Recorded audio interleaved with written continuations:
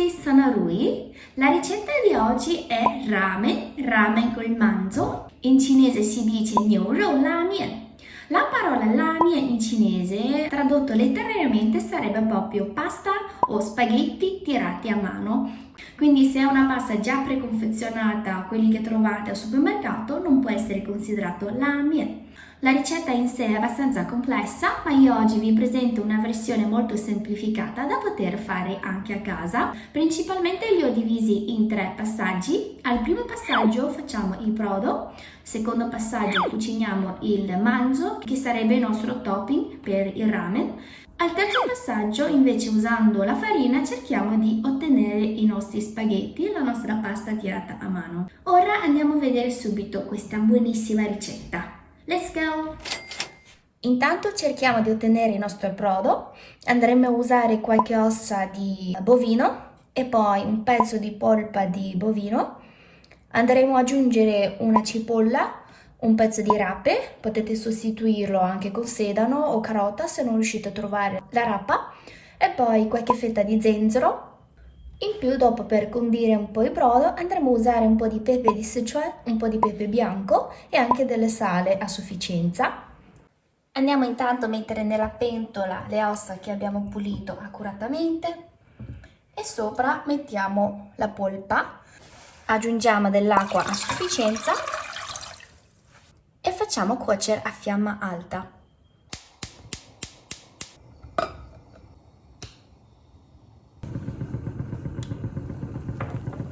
Man mano che il brodo raggiungerà all'ebollizione, veniamo a togliere la parte sporca che esce dal brodo. Con tanta pazienza dobbiamo eliminarlo del tutto. Una volta eliminato, tutte le parti sporche, vedrete un brodo abbastanza limpido e pulito. Aggiungiamo dello zenzero. Lo zenzero è un ingrediente tanto utile per eliminare tutti gli odori della carne. La rapa invece serve per raggiungere un po' di dolcezza al brodo. Anche la cipolla aiuta a dare un pochetto di dolcezza e elimina gli odori. Facciamo cuocere ancora. Dopo un'oretta circa il brodo è quasi pronto. Ora andiamo a togliere le cose che non lo useremo più, tipo la cipolla e la rapa, ovviamente anche lo zenzero. Prendiamo il nostro manzo per cuocerlo brasato. Mentre per il brodo dobbiamo solo saziarlo un po', quindi a questo punto aggiungiamo il pepe di Sichuan, un po' di pepe bianco e del sale a sufficienza. Il brodo possiamo spegnere il fuoco e lasciarlo da parte fino a quando ci servirà. Per cuocere il manzo invece ci serviranno tutti questi ingredienti. Potete fare un screenshot della pagina oppure potete trovare tutti gli ingredienti nella descrizione del video. Nella pentola andiamo a mettere il manzo, un po' di brodo e anche un po' di acqua. Versiamo le salse che abbiamo preparato. Mentre per le spezie le rinchiudo tutto in questa stoffa. L'ho rinchiuso tutto qua dentro, potete usare anche quella cosa per fare l'infusione del tè, così ovviamente rilascia il sapore nel brodo o dopo non fate fatica a toglierlo via. Lasciamo il nostro manzo a cuocere, a brasare per un'altra oretta. Ho solo tagliato il manzo in 2 pezzi per facilitare che il gusto rientra dentro e lasciamo anche il nostro manzo a cuocere. Che buon profumo! Allora il manzo, quando voi andate a provare con una bacchetta, se riesce già a passare tranquillamente, è già cotto, è già a buon livello. Adesso potete in realtà già togliere e tagliarlo a fette. Io lo mantengo ancora un attimo nel brodo caldo finché il mio ramen è pronto, però la cottura è già giusta. Per l'impasto invece avremo bisogno della farina tipo 00. E poi avremo bisogno un po' di acqua tiepida, un po' di sale e anche dell'olio dei semi a sufficienza.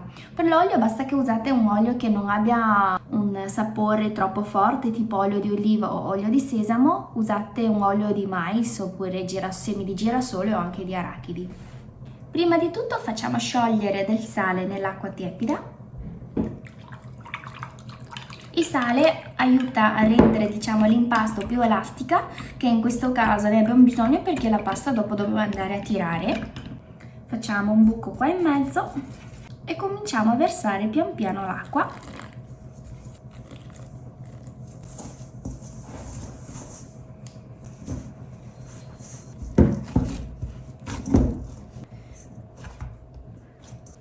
Una volta ottenuto un impasto abbastanza liscio, dobbiamo lasciarlo lì intanto a riposare per una ventina di minuti. I primi 20 minuti, perché l'impasto, per renderlo più elastica possibile, noi dobbiamo impastarlo diverse volte e lasciarlo a riposare diverse volte. Torniamo tra 20 minuti. Vediamo com'è diventato il nostro impasto dopo 20 minuti.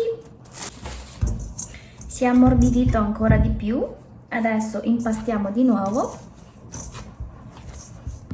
Ecco, adesso è già tanto più facile da impastare rispetto a prima.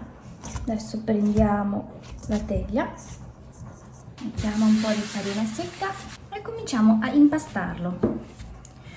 Come vi dicevo prima, per avere la pasta di ramen bella elastica, dovete impastarlo diverse volte, cercando di seguire sempre una stessa direzione, perché in teoria la pasta ha il glutine, no? Il glutine è la cosa che lo rende molto più elastica, quindi dovete cercare di impastarlo seguendo sempre una stessa direzione, tipo di allungarlo in questa maniera e dopo lo piegate così. Così il glutine si mantiene sempre in questa linea e cercate di non romperlo.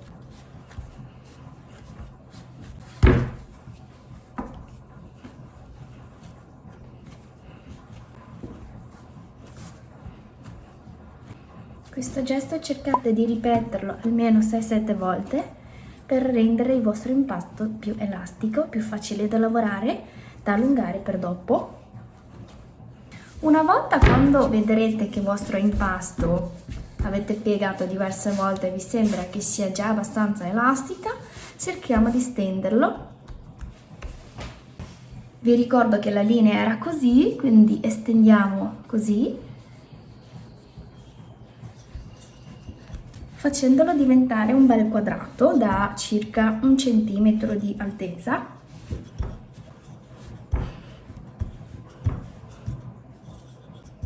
Ok, la linea era così, giusto? Io adesso lo giro per tagliare, quindi la linea adesso diventa così.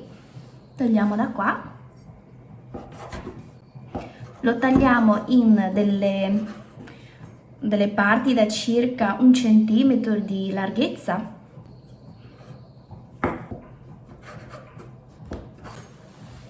Adesso questo impasto lo lasciate qua, dobbiamo farlo riposare ancora e sì, cercate di non farli appiccicarli addosso.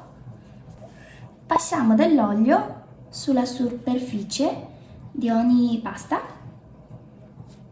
Questo lo rende ancora più elastico per dopo. Adesso ricopriamo tutto con una pellicola e lasciamo qui a riposare almeno un'oretta, in modo tale che l'olio penetra anche nell'impasto e li rende estremamente elastica. Ora è il momento, diciamo, clou della giornata per vedere se oggi ho fatto un gran fallimento o riusciamo a ottenere il nostro bel ramen. Apriamo questo, vediamo se la pasta è abbastanza estesa, elastica. In teoria dovete prenderlo uno di questo e cominciare a tirare pian piano. Vedete come è venuto bene? Ecco, lo piegate in 2 volte per farlo diventare un po' più a lungo ancora. E continuate. Io personalmente mi piace di più mangiare non quelli troppo sottili. Se sono troppo sottili per me sembrano quasi vermicelli e non sono più spaghetti tirati a mano.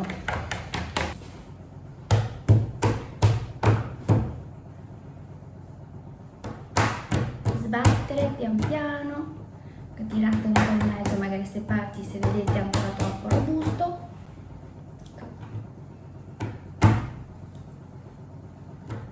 Se il vostro impasto è riposato per bene, seguendo diciamo passo per passo, diventano davvero molto elastici. Tan tan! Ecco, fatto! Buttiamo giù i nostri spaghetti tirati. Se pensate che il brodo non sia abbastanza salato, potete aggiungere un po' di sale anche nella pasta. Siccome è una pasta fresca, quindi in realtà non serve che cucinate più a lungo, fate bollire circa 5 minuti, andate ad aggiungere una volta l'acqua fredda. Quando ricomincerà a bollire, la pasta è già cotta. Ovviamente vedete voi se vi piace di più mangiare la pasta più al dente o più morbida. Spegniamo fuoco e raccogliamo.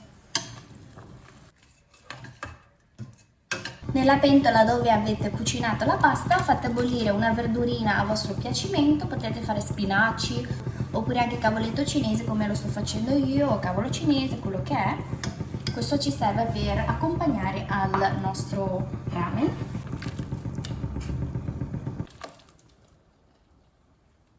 Ora ci resta solo da fare una ricomposizione del ramen. Andiamo ad aggiungere 2 mestolo del brodo, quello senza niente, quindi brodo di manzo, e un mestolo del brodo, quello che abbiamo brasato il manzo. Sopra andiamo a mettere della verdurina e del manzo e infine mettiamo anche un po' di cipollotto. Per chi vuole potete mettere anche un po' di salsa piccante. Che dite? Non sembra una cosa meravigliosa?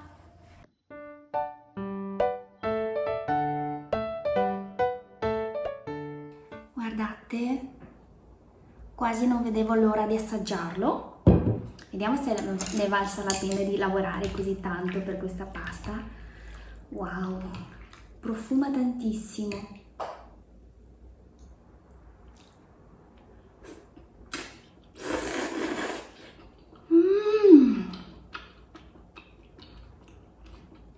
Buono. Vi devo spiegare questa usanza che noi quando mangiamo la pasta, soprattutto quello che ha il brodo, bisogna farvi sentire, perché facendo tirate su anche il sugo del brodo, quindi lo mangiate insieme alla pasta e diventa tutto molto più buono. Diciamo che nella cultura sia quella cinese che quella giapponese, sì, infatti quasi tutta l'Asia, è considerato quasi un complimento per chef se fate rumori mentre mangiate gli spaghetti.